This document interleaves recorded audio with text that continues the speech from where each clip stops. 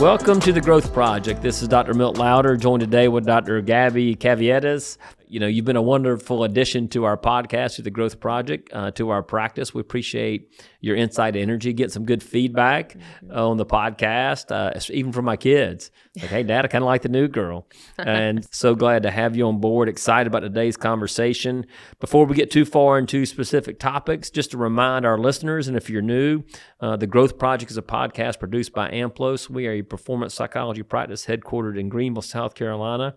And we exist to help you be better and pursue better, to optimize who you are and what you do. And so we get inspired by people, by organizations, by cultures who have some level of curiosity. They're interested in growth. They're trying to improve. They understand that better never rests. They have a sense of humility. They're willing to ask for help and ask questions, and that are passionate about what they do and the people they have in their life. And so this podcast is a way to bring you relevant articles, science, research, guests, all things related to your growth, personally and professionally. And so today's topic is one that we talk a lot about in the performance space, mental performance space, visualization.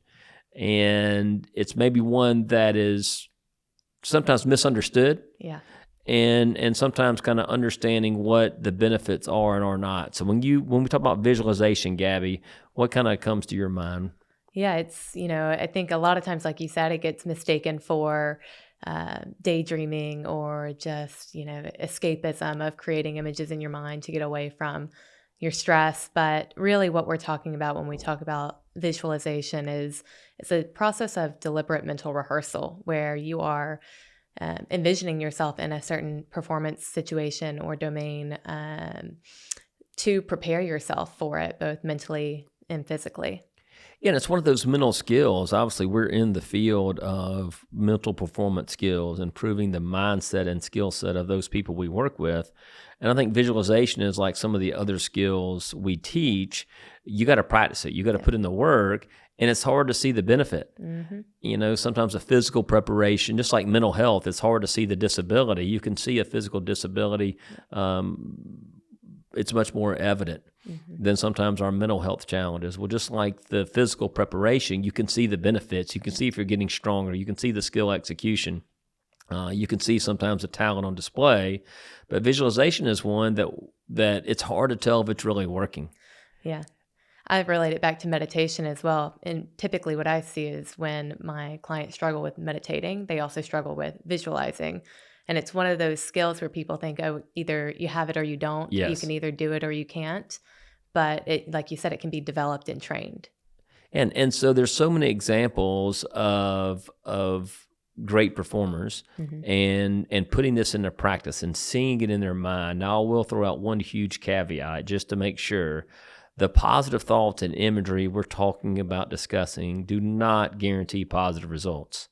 Just because I can see it and believe it does not necessarily mean I can achieve it. Mm-hmm. If there's one thing I've learned over my years as a psychologist is your brain will seek to develop the most dominant picture you paint with which you attach the most emotion. Right. And why I love your language around deliberate and intentional, if left to my own devices, the strongest emotion we experience as human beings is fear. And it's so easy to paint a picture of who we don't want to be, how we don't want to show up, and see ourselves making mistakes. Yeah. And so from a position of quiet strength, we know the brain is more susceptible to imagery in a quiet place. From quiet strength, visualization is about painting an image of how you want to show up, who you want to be, seeing it in your mind. And there's so many benefits of that.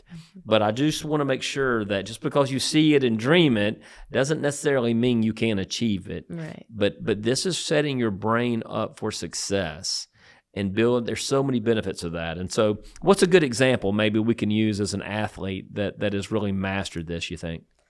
I think Michael Phelps is the first that comes to mind. In a lot of his interviews, he actually emphasizes and preaches about imagery or visualization, and how when he dove into the pool, he had already swum that race countless times. He had really gone in depth with the imagery as to what each stroke looked like and felt like, and what the crowd looked like and sounded like, and really evoking as clear a picture and evoking as many senses as he could to make it as real as he could. so that when he showed up for that event, he had been there already in his mind. He had already raced it. And so what I remember one example is he also visualized his best race and mastering each stroke and hitting the water. But he also visualized, okay, well, what if something bad happens? Right. What if my goggles fill up with water and I can't see? Okay, what's my timing going to be? What happens if I'm on the stage and my cap breaks or getting ready on the blocks? And that happened in a relay race. And since he had already prepared for it, he wasn't freaking out over the moment. He didn't panic. He knew exactly what to do because he had trained his mind for those moments. Yeah.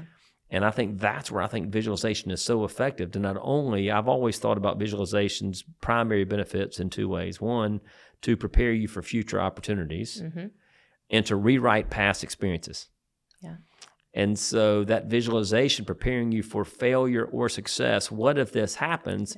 Then I have an answer, because we know in that moment we're going to tend to make an emotional decision. Right. Yeah, and that's a great point. I think whenever I am teaching visualization to my athletes, I always caution them. I say, visualization is a powerful tool. It can help you prepare if you use positive imagery, right? And like you said, these what ifs, thinking about what you would do in those situations. However, the caution is you have to actually plan out what comes next in that what if scenario.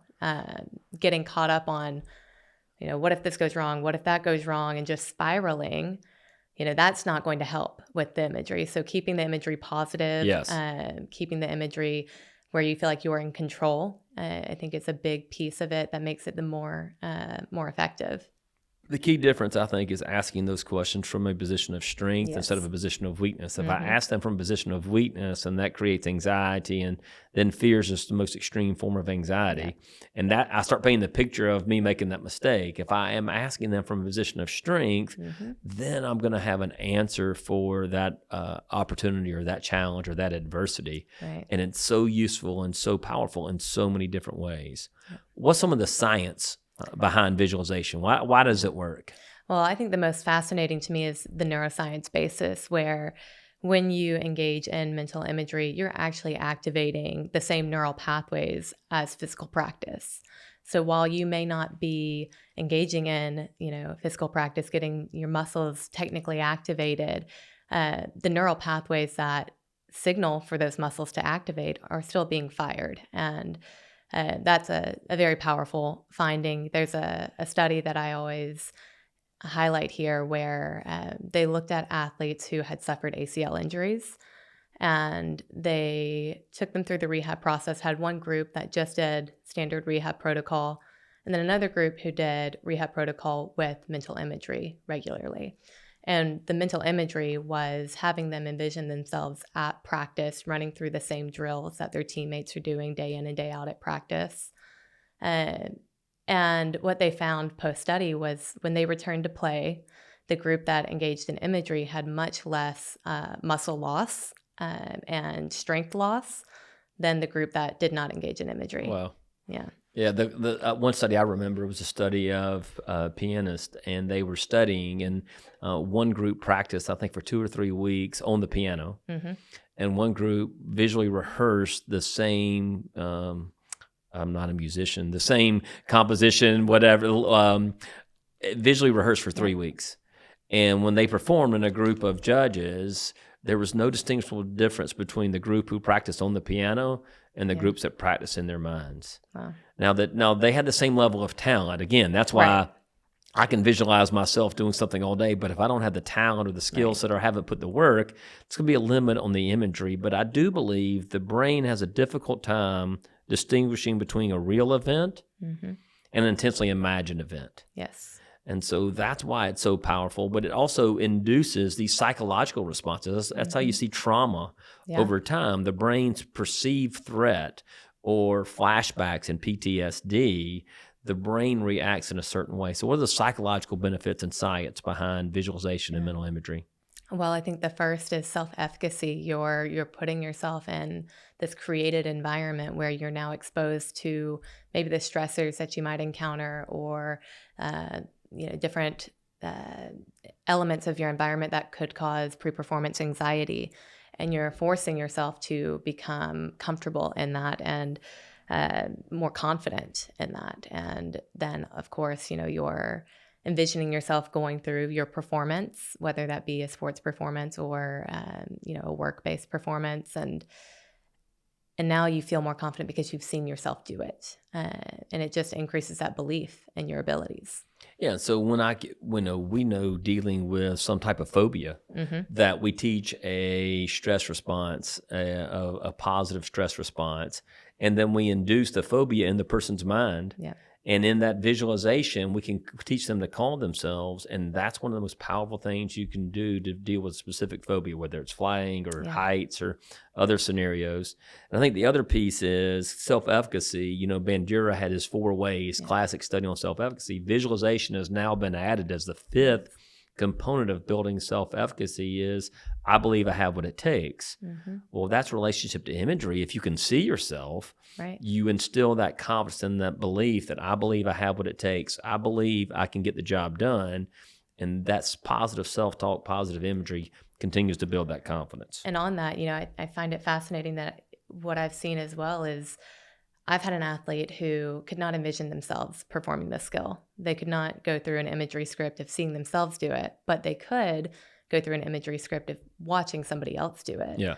And by beginning there and working through that imagery, as they gained more confidence, they were then able to envision themselves doing it. And it's just so fascinating to me how imagery can provide that transgression through building self-efficacy. Yeah, you see what good looks like. Again, vicarious self-efficacy. I've had that happen in my life. I'm not a great golfer, but I've worked with some great golfers. And so it's amazing after I watch them or on the course, not playing, but watching, my next few holes when I go out, I'm swinging the club pretty good. And then I remember it's me, not them, and the wheels maybe come crashing off. Yeah. But I would challenge our listeners to think about times in your life where your brain has worked for you, creating that positive image, and maybe where it's worked against you. Right. And then as we kind of look into, hey, when and what types of imagery, then you can start thinking, how can I apply these? And I think kind of big picture, we're talking about general imagery and specific. In my mind, Gabby, I'm thinking, okay, what's the moment called for? What's the situation called for? And how do I prepare my mind for that? Well, I think that it's going to depend on what you're wanting to get out of the imagery, right? And you hit on a couple of things there where you have the general or specific, but you also have cognitive or motivational, right? So if you're looking to feel more confident in your skill execution, you're wanting to go cognitive specific, where you're really digging into visualizing step by step what it looks like to perform a skill or task, whether that's a diver visualizing themselves getting ready for their approach and performing their tuck and dive.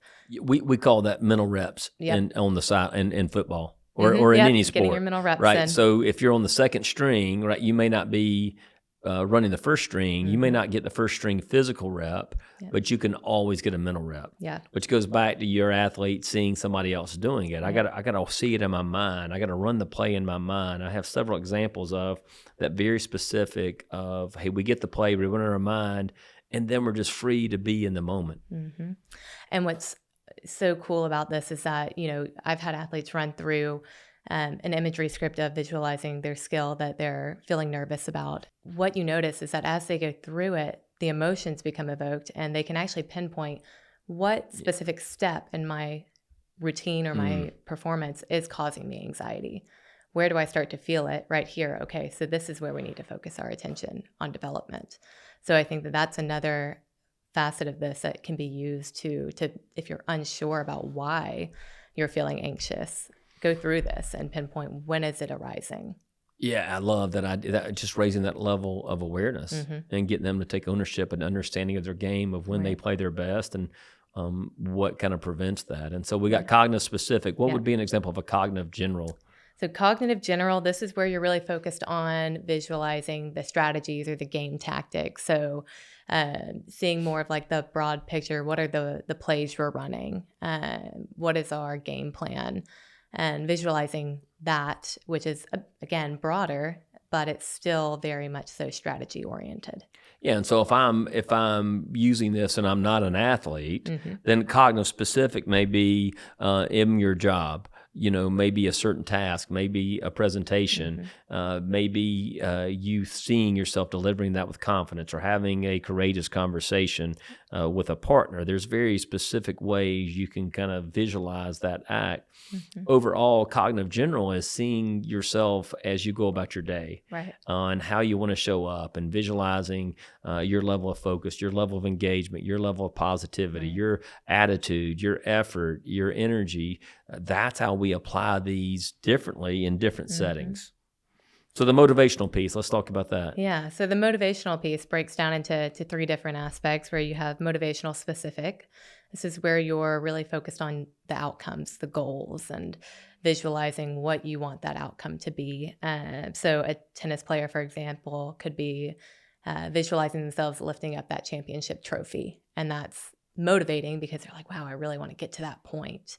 That's what I'm putting in all this work for, and I can see it. And a lot of times when you work with a team, I'm sure you can relate, you may have individuals on that team who struggle to believe that they can get to that championship trophy. So if we visualize that and we don't believe it, then all we're doing is increasing anxiety and decreasing self-efficacy. Right. And so you got to make sure that it is motivating and inspiring to the whole team, because if we're painting a picture in our minds that we don't quite believe, that creates some of those negative side effects that will avoidance or self-sabotage or negative self-talk or that fear response. Yeah. I remember Shaun White, the legendary snowboarder, talking about the visualizing winning the Olympics, and it became so daunting and so challenging that I think for every event you want a car. Like for whatever it was that year, and he visualized like, how many cars can I win? Like what kind of car am I going to win? And that led him visualize just having joy in what he's doing. And so make sure that what you're visualizing from a motivational specific, that seeing that accomplishment, seeing that feeling of my favorite thing to do in sports is to watch our players and coaches celebrate. And have great joy, more so than hoisting the trophy. The joy that we just finished our rivalry game against South Carolina, and to watch the joy of those players and especially those coaches, to me that is so motivating and inspiring to me. So it's different for different people. And what you're getting into there is actually the next one, which is the motivational general arousal, where you're trying to evoke these feelings of joy, happiness more generally and broadly, because they motivate you. So it ties to maybe an outcome or it ties to the process, but regardless, it's how do you evoke those feelings of joy through imagery? Yeah. And I think a way to really tap into that motivational piece is back to the awareness, paying attention to when you are inspired. When you are passionate, when are you fully alive, when are you fully present? And then what I do is I recreate that in my mind of what that's going to feel like. And that's a feeling I want to capture more and more often, because it goes back to why I do what I do. And if we can pay attention to those factors, then we can start using imagery in a very intentional, thoughtful way to help me be who I want to be and accomplish what I want to accomplish. Yeah. And I think that the last one really goes back to what you were talking about earlier on with the what if scenarios of now we're looking at motivational general mastery, where if you envision yourself overcoming a challenge or an obstacle, you increase your confidence and you're then more resilient. So it kind of, depending on what you're wanting to get out of your imagery, there's these different types that benefit you the most. And there's a great example of, I mentioned earlier about rewriting past experiences. I remember one of our basketball players, female, way back when at Clemson, is she missed a layup to win the game. And about a minute prior missed about a 5-footer to win the game. And so she had such a negative image in her mind.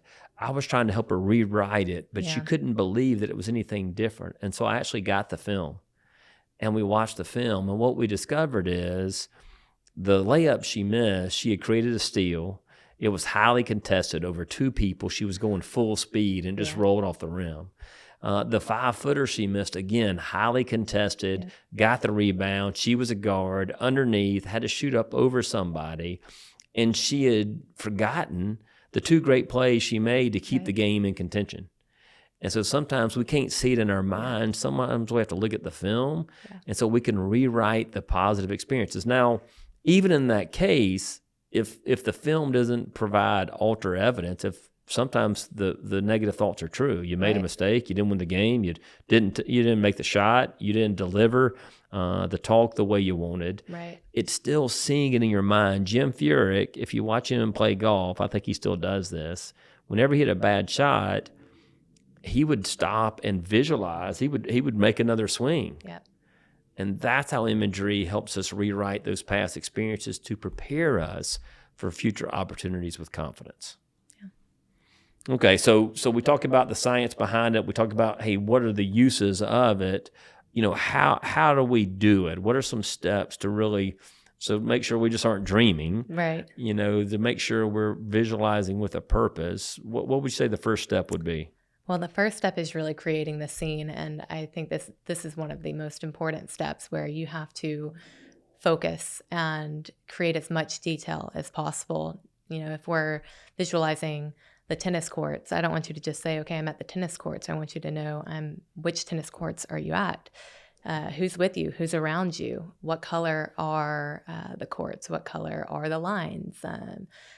How high up is the net? And really getting all of the senses to come to use of what are you seeing, hearing, smelling, tasting, even if maybe there is, you're drinking your Gatorade, it's trying to get as detailed as possible when you create the scene. Yeah, and so even before creating the scene, maybe I would just alter one thing, like you got to create the right environment, the right mood, to really let your brain be susceptible to the imagery. Right. Like we know the brain is more susceptible to imagery and visualization in a relaxed state, in a calm state, in a calm place, in a calm environment. Trying to do it in the middle of Central Park is probably not going to be the most ideal setting. And so part of the work we do with our clients is how do we create the right kind of mood? And that's why you mentioned meditation earlier. Yeah.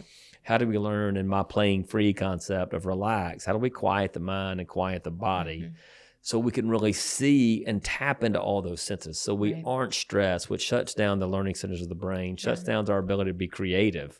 And so let's create the right mood. Let's create the right environment. Then you can create the right scene. Then your brain is going to bring in all those senses, and you can smell those smells and hear those sounds and feel those emotions as if you're fully present in the moment. Absolutely. And that's when you get the greatest benefit, because the brain, again, doesn't know the difference. Is this real or is this not real? I'm not quite sure in that process.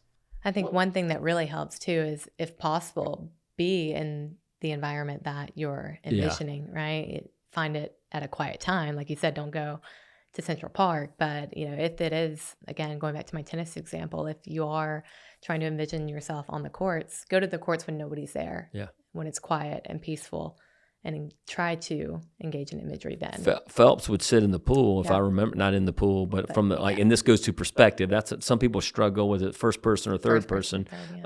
But he would watch from the stands and see his race. Yeah. So his brain already knows the sights, the smells, the sounds. I know every talk I give, if I get there the day before, if I get there early, I'm going to go see the room. And I'm going to visualize the room, and I see the setup. And so my brain is already accustomed to, okay, here's what it's going to feel like and look like. So I am more prepared for that moment. Right. And so back to the perspective, what do you recommend? What does the research really support? Yeah. Well, I think that there's, research to show that both are valuable, both internal and external, or first person and third person perspective. Right. And there's, again, varied uses for both. So first person, when you're seeing things from inside your own body, right?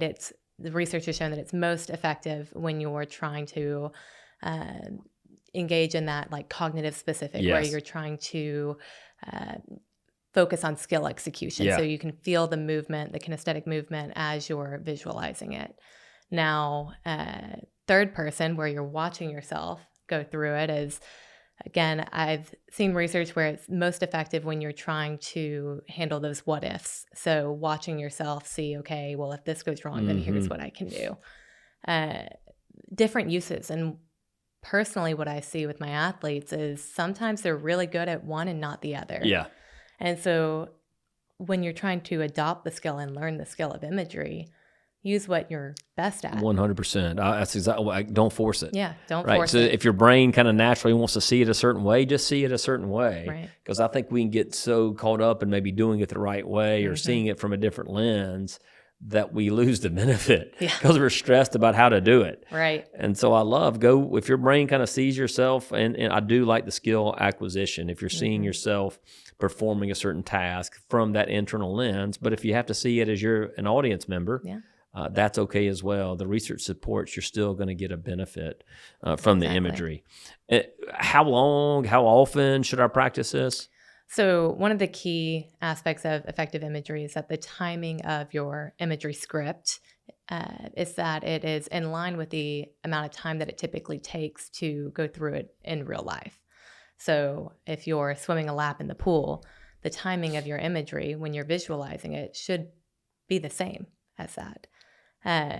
You want it to be as realistic as it can be. I think that's really hard though, because I'm just thinking about my own visualization. You speed it up. Yeah. I know people are shocked. I don't have the most patience in the world. You know, if I'm giving an hour talk, my visualization probably lasts about 3 minutes, 4 minutes. But I don't really ever stop thinking about that talk if that's my front and center. But my quiet time, my visualization is probably about 5 minutes of an hour talk. Right. To where I can run through the script, I can see the highlights. I don't write out what I'm going to say, but I get the general flow. Yeah. But the research does strongly suggest if you're playing a sport, if you're giving a talk, if you're having a courageous conversation, especially that specific, that it mirrors or comes close to matching the amount of time. And I agree with you, though. There are some circumstances where that's just not feasible. I think about my sister who ran the ultra marathon, right?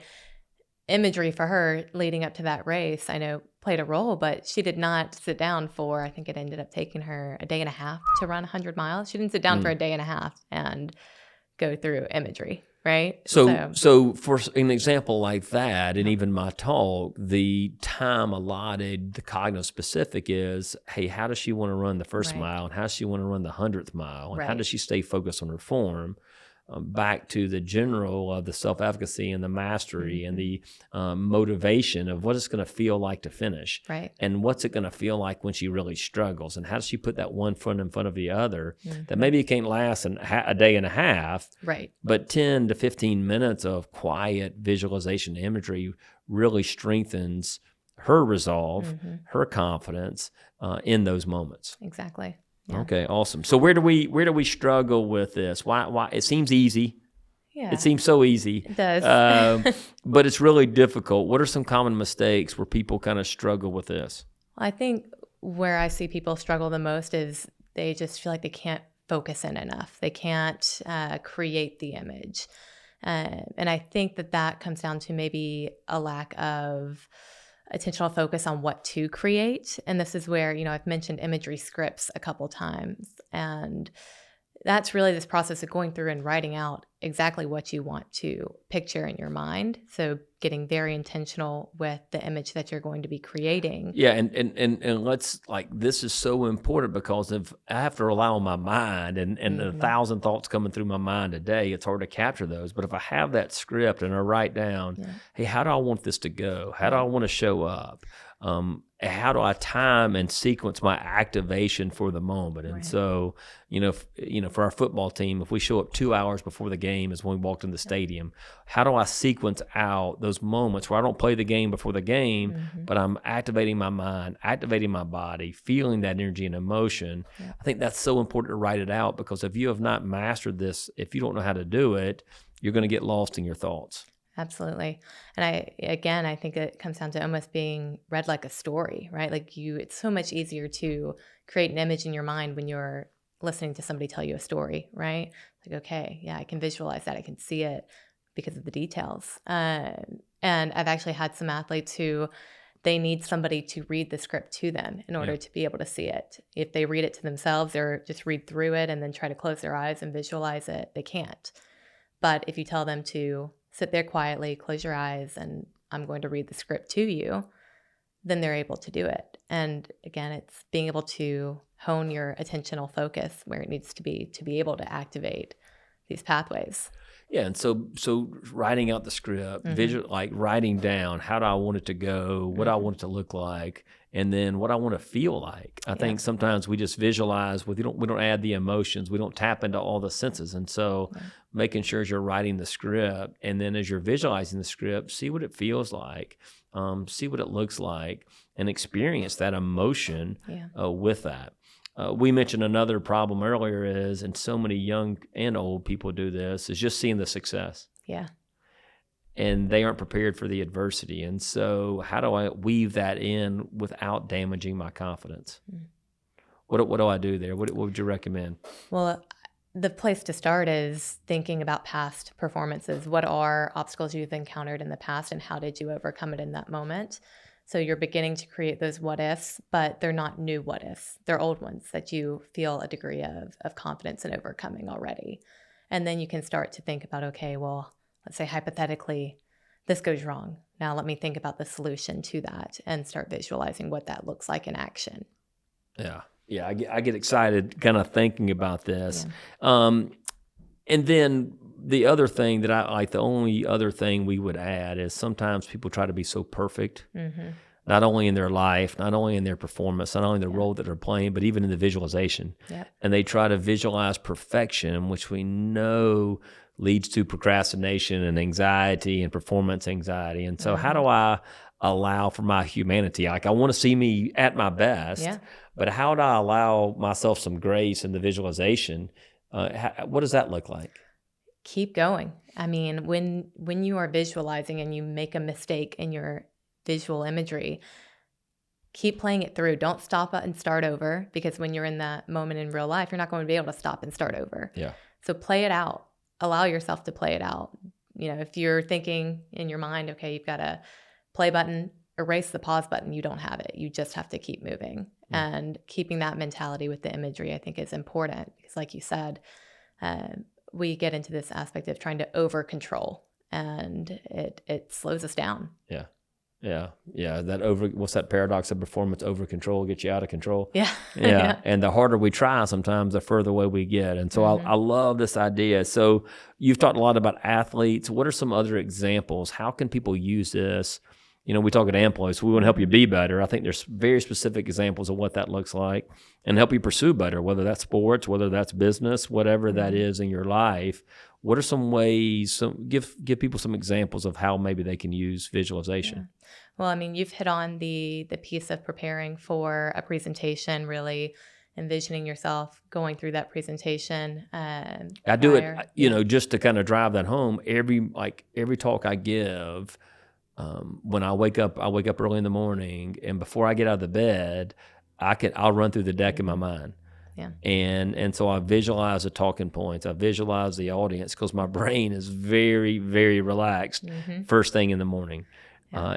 And then even going into that, I'm still kind of cramming through the content and just kind of making sure I don't forget anything. But when I go give the talk, then I'm prepared for it and get to be present.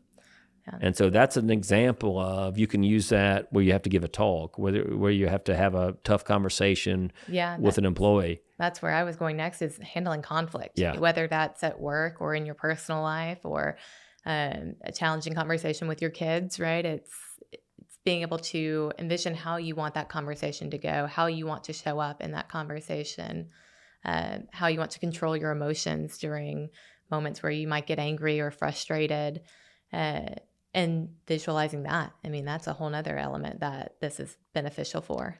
Yeah, my daughter McKee and I did the podcast, and we talked about, and we've taught a lot about this, how do you want to show up, and writing down those words and putting them in your heart and putting them in your mind. I think that's so important. Of people sometimes think about how I want to show up at work and how I want to show up perform, but very seldom do they spend enough time thinking about, when I go home at night, how do I want to show up for the people that matter most to me. Right. And I think that's a huge benefit, especially for busy, stressed out people, to kind of have that image. And I had to have reminders on my dash when my kids were little, because how I was showing up wasn't helpful, right? Wasn't beneficial. Yeah, and so hopefully this is giving you some ideas and spaces about whatever role you play, whatever job you may have at home or at work or on the athletic field or as a coach. I think it's so important as a coach. I don't see enough coaches practicing. I saw somebody sent me a video of Mike Elko, the coach at Texas A&M, that his job was to be opposite of the moment. Opposite of the moment. And so think about what your job is, what your team needs from you, what your family needs from you. And what he was saying is if the emotion of the moment is so great and there's a lot of anxiety, his job is to bring calm to it. If there's a lot of energy, he has to be calm. Versus if it's not enough activation, not enough energy, he has to bring that energy. And so I love that idea, but in order to do that, he has to be prepared for the moment. He has to see the moment. He has to see himself showing up opposite of the moment. And so whatever role you may find yourself in, think about what the moment calls for. And spend some time. I love writing out the script, Gabby, as you said, spending in your time seeing it, feeling it, experiencing it. And so when that job is done and your career is over and your life is finished, you can be proud of how you showed up. Yeah. And you know you've exhausted every resource mentally and physically to be your best when it matters most for the people that matters most to you. So, okay, your final thoughts, takeaways around visualization. Yeah, I think my final thoughts here are that, I always emphasize training it just the way you train your physical skills. You're not going to get better at it if you don't continue to practice with it. So encourage our listeners to pick out one event you have coming up this week, whether that's a tough conversation or a presentation or some form of a performance, and be intentional with doing some mental rehearsal for it, using imagery to prepare and just see how it benefits you in terms of your confidence, your self-efficacy, and just overall feeling of preparation. People know I love quotes, and this one I taught a leadership class at Clemson in 2005, and I had the students submit their favorite quote, and this young woman gave me this quote from Norman Vincent Peale. It says, formulate and stamp indelibly in your mind a picture of yourself succeeding. Hold to it tenaciously and never permit it to fade, and your mind will seek to develop that picture. Yeah. And so whenever I think about visualization and mental imagery, what picture am I painting in my mind, and what picture is my mind seeking to develop? Right. And so this was awesome. I get excited thinking about it. I get excited for our listeners. One of the things we want to let you know, and hopefully you've seen this the last couple of episodes, we're starting to provide some worksheets, a game plan, some summary notes. You can find this in the link. You can find this on our website. But hopefully that's helping guide your understanding. And so what I would recommend is maybe print it out as you're listening or as you're through listening, kind of take your notes and write it down so you can continue to develop the mindset and skill set that is necessary for peak performance in every aspect of your life. Please send us any questions, comments, any thoughts you may have.